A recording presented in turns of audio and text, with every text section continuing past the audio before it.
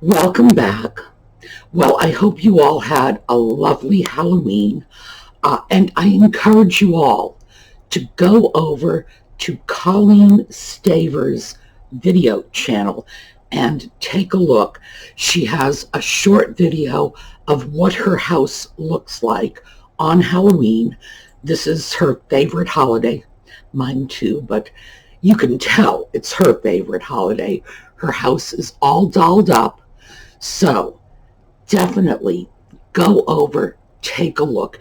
If you can't find her video, Colleen, make a comment and I'll pin it so that they can click on your icon and go over and take a look at your Halloween house. In particular, I was very enchanted at the end when a little girl walks up her steps, gets frightened by the smoke machine and runs away. Very, very cute video. It's just a couple of minutes, but it's terrific. Okay, today I thought that we're leaving. I thought we would just sit, have a cup of coffee, and chat, because tomorrow's election day. So I'll see you in a minute.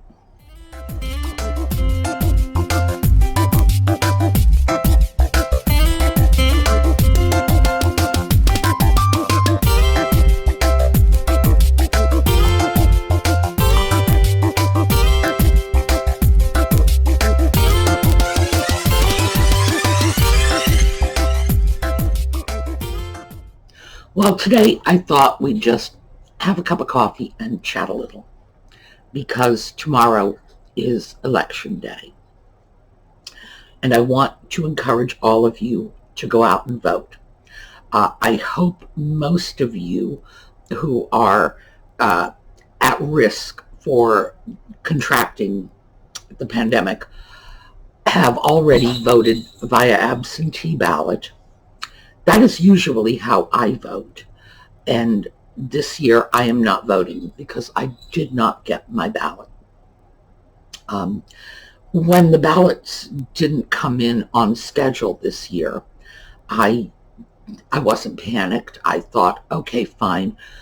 With everything that's going on in the world, of course more people are asking for absentee ballots. The system is overtaxed and strained. They're probably doing their best to get those ballots out, and mine will come. And I told myself that and told myself that, and finally started making phone calls, and it was too late. So I do not have a ballot this year. I am not going into a polling place. The last time I went into a polling place to vote in person, I went in and just said, "Excuse me, could I please have the Braille ballot?" And people just panicked. They didn't have a Braille ballot. I don't know why. I mean, they're supposed to.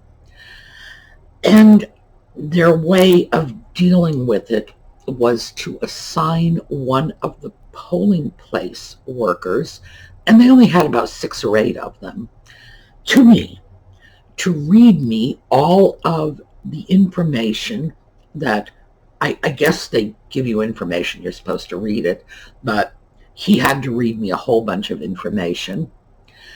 Meanwhile, the line is out the door and 2 blocks down the street of people trying to get in to vote. And I have taken one of the 6 or 8 workers and taken them out of the queue, dealing with me and me alone. And also one of the voting machines was dedicated to me. It stood there idle while he was reading me all of this information. And then when he was through, we had to get another polling place worker to come over to the voting machine with me and the first polling place worker, so that when I told the polling place worker who I wanted to vote for, and he marked in the little circle. The second polling place worker was standing there watching to make sure he voted for the person I wanted and didn't just substitute his own candidate, which frankly seemed outrageous to me because this was such a nice young man. I couldn't even imagine that the thought would have crossed his mind.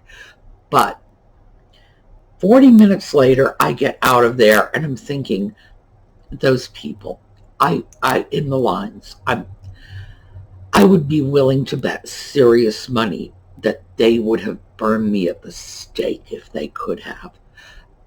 And I just cannot justify shutting down a whole polling place like that. Actually, I didn't shut it down. People were still coming in, but I took up such an unreasonable portion of the time and energies of like a quarter of their polling place workers, not to mention that polling machine, the voting machine that they had to assign to me as soon as I went in there, that stood idle for 40 minutes while people were looking for Braille ballots, reading the information, getting other people to come in and supervise the process.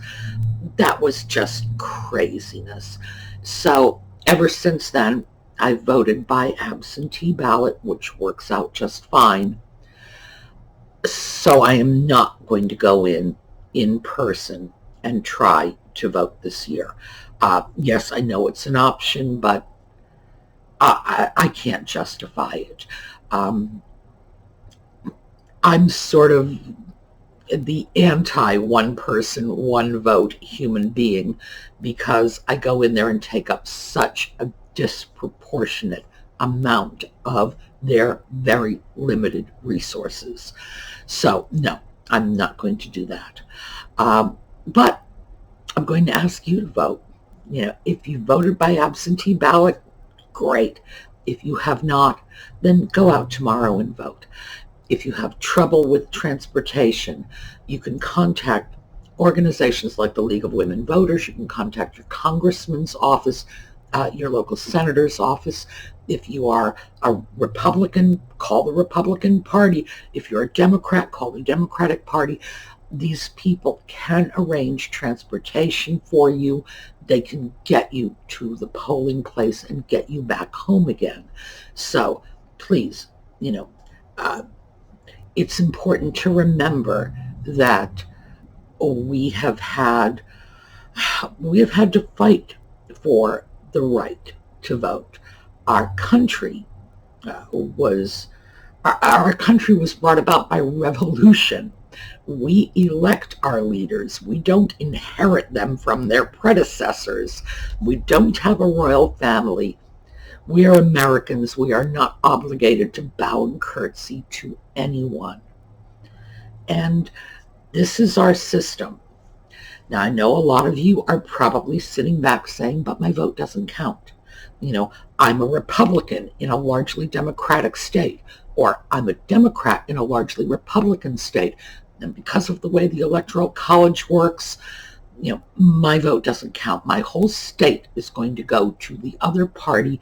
Therefore, all the electoral votes are going to go to the other party. So what difference does it make? Well, in a practical sense, that's a good argument. But the more people who will vote, the more likely each individual is to have an impact on the outcome of the election. The Electoral College, and here is the sort of down and dirty explanation. 250 years ago, when our country was first founded, and it took 2 weeks to get a message from one of the southern states into New England because it had to be handed off from one post rider to another. The Electoral College made some sense. A lot of people will say, oh yeah, back then people were illiterate. No, that wasn't it. We've always had a rather enviable literacy rate in this country. Not about literacy. It was about the time it took for information to change hands. And an electoral college made some sense at that time. The one man, and it was one man because women didn't have the franchise, the one man, one vote system was hard for them to wrap their heads around. So they came up with this wildly complex system that has, in fact, resulted in several elections. There have been 5 in U.S. history in which the person who got the majority of the electoral votes was not the same person who got the majority of the popular vote. So, and 2 of them, by the way, were in the last 20 years.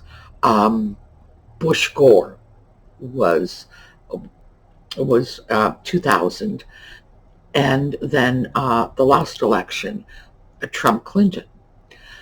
And in each case, you had one person who won the election and another person who got the majority of the electoral, of the popular vote. There is a lot of difficulty with the Electoral College. Personally, just a personal opinion, I believe it's something that's time has passed. I believe the Electoral College is something that we can do without, and we probably should, because it's not just an issue of this winner-take-all, meaning that the minority vote in a state, and by minority I mean minority party, I'm not talking about racial minorities, the minority vote in a state, in other words, if the Republicans take most of the votes, they get all of the electoral votes. That creates a certain unfairness in the way the system's working. Also, large populous states like California, very high population, will have they will have less representation per person in the Electoral College, because there will be, in fact, these are the actual numbers, a person in California, well, no, let me change that. One electoral vote in California represents 713,000 individual voters. But a state like Wyoming, one electoral vote represents 193,000 voters, because it's a less populous state and because we have minimum numbers of electors that are assigned to each state. So if you live in Wyoming, your vote counts for 3 times what a Californian's vote counts for. And you can't blame people in California for feeling a little shortchanged by a system like that. So we all get it. There are problems. As I say, I think it's a system that's time has passed. I know there are problems with creating other systems. I get this. Nothing is without its difficulties. But personally, I would like to see something that comes closer to the concept of one person, one vote. Just me. Regardless, I hope you will all vote. I hope you will all take advantage of the franchise. Remember, we fought a revolution for this. Our great-grandmothers went out with picket signs in the street to ask for the vote. This is something that did not come to us freely. Many generations that went before us sacrificed a lot for this. So we should take advantage of it if we can. All right, so that is my Let's Go Vote speech. What else is going on? All right, we are coming up on the end of the year. We've got 2 months left of 2019. 2000, 2020. There we go. I know, you're getting old when you don't even know what year it is. So I'm interested in hearing from you because this is the point in the year when I start to look back over the preceding, well, in this case, 10 months. Take a look at the videos that I'm putting out for you, and I want to ask you for your feedback. What do you like? What do you not like? Let me know. Because if you don't tell me, I'm not going to know. It's just that simple. So take a look. What is it you want to see more of? There are some things I'm going to do even if it's just for a small percentage of viewers. We're doing book club. This is a few hundred viewers are going to stick with this. We're still going to do it anyway because, oh yes, that's right, stick it up my nose. Because this is something that people have lost in the pandemic. And we are going to continue to try to, like the little Dutch boy, stick our finger in the hole in the dam where we find them. So I'm looking forward to your feedback on what you want to see, what things are resonating with you, what's not. Let me know. Other than that, as I say, just quick video. We're just going to chat. We're going to have some coffee. Election time is here. And because I know that for many of you, especially those of you who have not gotten out much this year, those of you who are going to have to go out to the polls in person and vote, I know this is more of an ordeal this year than it has been in the past. I know this. So I'm not going to gobble up huge pieces of your Monday morning. Get out there, do what you need to do so that you can hit the polls tomorrow. All right. Meantime, win, lose, or draw. For all I care, Mickey Mouse could be in office when I wake up Wednesday morning. It's not something that I tend to get myself really worked up about, but it's our system in action, and it's one of the best systems in the world. So let's participate. All right, let's go over to our little slideshow of our beautiful horizon pictures, and have a great day, everybody. Remember,